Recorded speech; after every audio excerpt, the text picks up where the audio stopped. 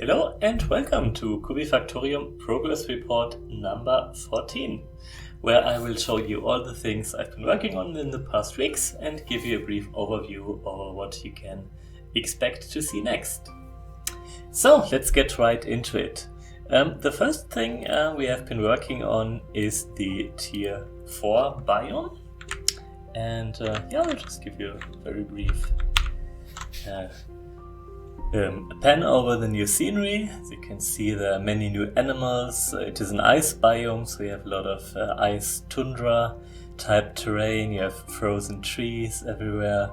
You have a lot of scenery, and we are still working on it, and you can expect to see a lot more. So you can see a little penguin colony, and so work on Tier 4 is well on its way, and you can already play around with it in game, but there are still some resources missing, and so it's not 100% complete, but you can already have a look at the first draft of the Tier 4 terrain. Next up, there have been a lot of gameplay and balancing improvements. So fortunately, I'm done with most of the bug fixing, so most of the mechanics of the game are now working. So that does not mean that there are no bugs left, but it means that there's a lot of more time and energy I can spend on improving the gameplay and doing actual game testing. And as such, I've come up with a lot of, quality of life improvements that make the game easier and more accessible to play. So let me show you a few. So first of all, when you place a building, before you had to build foundations if you wanted to create a building on the low ground or on a terrain like this. And now this is done automatically for you. So when you place a workshop like here, it will automatically place the foundation below. So foundations are now free, and it speeds up the gameplay a lot. So before you had to build the foundations manually, which was a little bit cumbersome, I have to admit, and I think this makes it much easier. And it eliminates one chore, which is not super fun to do. And next up, when you place a building, you can also place it over mineable resources like these trees. And when you do that, the game will automatically create mining jobs, which will be performed with a high priority. So your colonists will automatically clear everything that is in the way, and then proceed with creating the actual building. Again, especially in the later maps, when there is a lot of little things like these berries and stuff, like a lot of little scenery items, it was a bit annoying to just place a building and have to clear the terrain, then wait a few minutes until it's all gone, and then build the foundations and wait again, and then so this is a lot easier now and a bit more straightforward. So this works for normal buildings, but it also works for roads and so on. So if I build a road over here, it will also create the foundation beneath it. The same is true for train tracks and for conveyor belts. Next up, you can now build farms and stockpiles over existing items. So before you had to clear the terrain before doing so, but now you can just build a farm like this, and the items that are in the way will eventually be carried away. Next up, I've made it a bit more convenient to work with big maps and different zones. So if you consider this example, so we have this big red zone over here and the small yellow zone over here. So you want to do this because you want to avoid your colonists running around the island all the time, especially on bigger maps. But you still need to manually assign which colonist goes into which zone. And to make this a bit more easier, or to give you an option to do this automatically, it is now also done when you click on auto assign. So you can see by default everybody can access every zone. And when I press this, you can see that some colonists are assigned to the red zone some colonists are assigned to the yellow zone. In addition, a few colonists who have a construction task are assigned to all the zones, which is that way because it would be a bit annoying to have like some building materials in one zone and some in the others, and it never gets built. So yeah. And this basically is calculated based on the proportion of the different colors. So if I make these green, for example, and do it again, you will see that one colonist is now assigned to the green zone, and so on.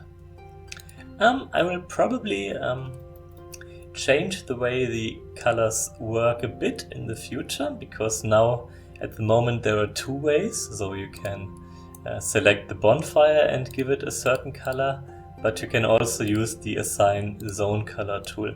And it's a bit confusing that there are two ways, and there are some times when they sort of, work against each other. So I will probably remove this this color selection, which is a bit, I don't know, it sort of works, but it's I guess much more flexible and easier to just be able to be like, yeah, this is all yellow. Next up, we now have capitalist enemies. So before, if you had an enemy camp like here, you had to build combat robots and fight the enemies.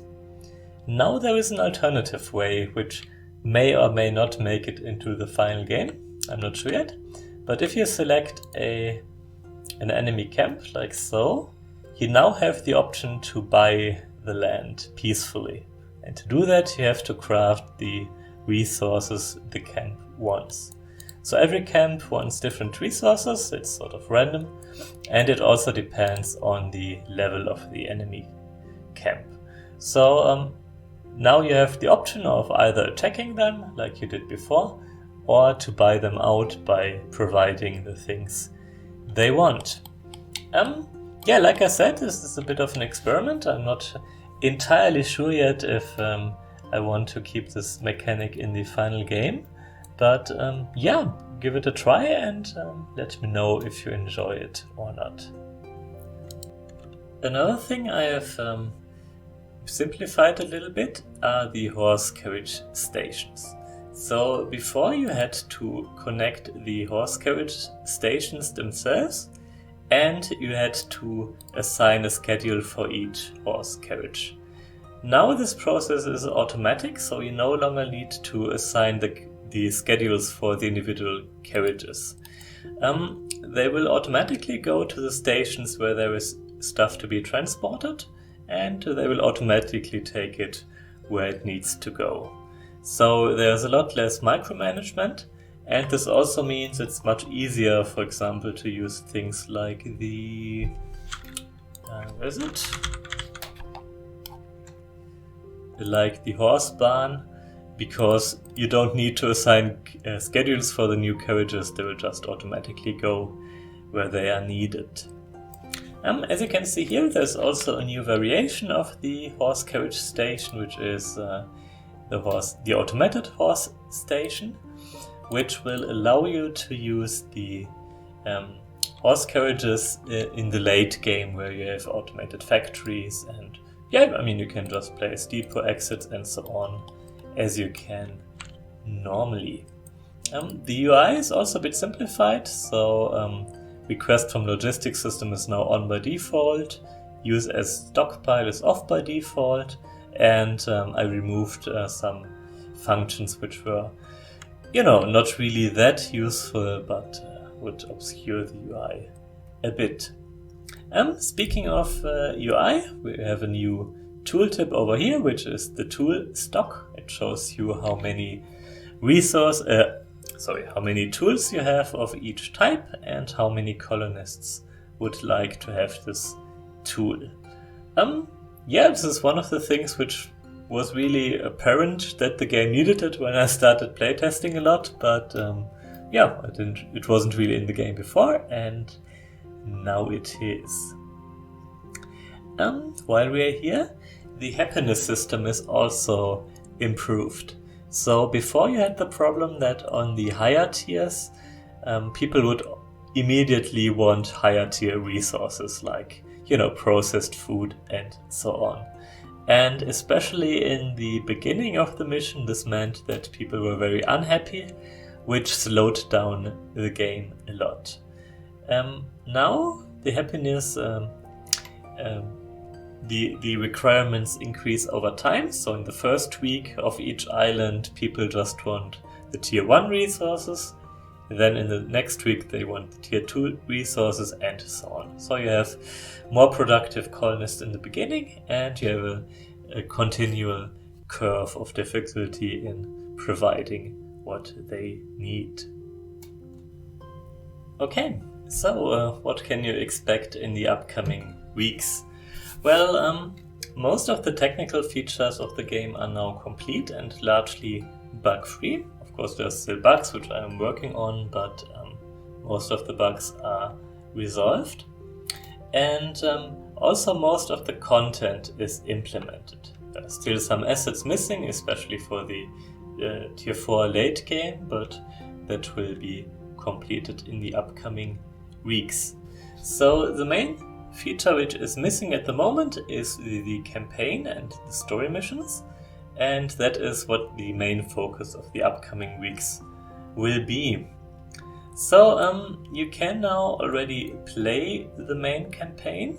So gameplay wise, many of the missions are implemented. They are not fully tested and final yet, but you can already create the campaign map, which looks like this, and play the different missions.